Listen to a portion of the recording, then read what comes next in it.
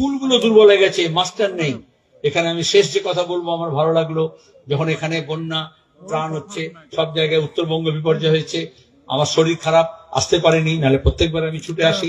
তো ফোন করলাম, আমাকে বাবু বললো এর সঙ্গে একটু কথা বলে নিন। আমাকে কথা দিল আমাদের একজন কমিউনিটির সঙ্গে। আমি বললাম কি লাগবে বলো, কারণ জিজ্ঞেস করছি, কোথাও বলছে কম্বল, কোথাও বলছে জামা কাপড়, কোথাও বলছে ত্রিপল, কোথাও বলছে খাবার। আমি বললাম কি লাগবে। আমি বলেছি অন্য জায়গায় অনেক জায়গায় বক্তৃতা বলেছি, প্রেস কনফারেন্স বলেছি। আমার ভালো লাগলো এখান থেকে বললো একজন যে আমাদের বাচ্চারা পড়বে কোথায়, স্কুলের মাস্টার নেই, স্কুল ভেসে গেছে, আপনি এটা মাস্টার ঠিক করে দিন, এখানে যাতে পড়ানো হয় এটা স্কুল করে দিন।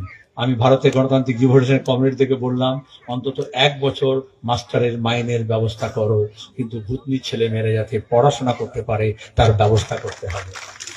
আপনাদের প্রাক্তন এমএলএ, আপনারা জানেন আমাদের প্রিয় নেতা ছিলেন সুবোধ চৌধুরী, সেই সুবোধ চৌধুরীর নামে এখানে পাঠশালা শুরু করা হয়েছে। এটা 1 বছর ওরা দেবে, সাহায্য করবে। তো আমাদের ভান্ডার আপনাদের সবার ঘরে ভরে আছে। এই যে মঞ্চ সাজিয়েছেন, এই যে আমরা যাত্রা করছি, এই যে খাওয়া দাওয়া হলো, ওখানে চৌকিতে খাওয়ালো, সবই তো মানুষের চাঁদা নিয়ে আমরা করি।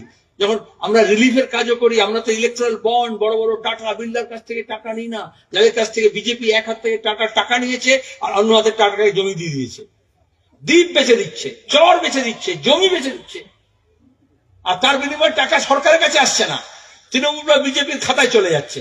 আর সেই টাকা দিয়ে কিছুটা লজেন্স দেওয়ার মতো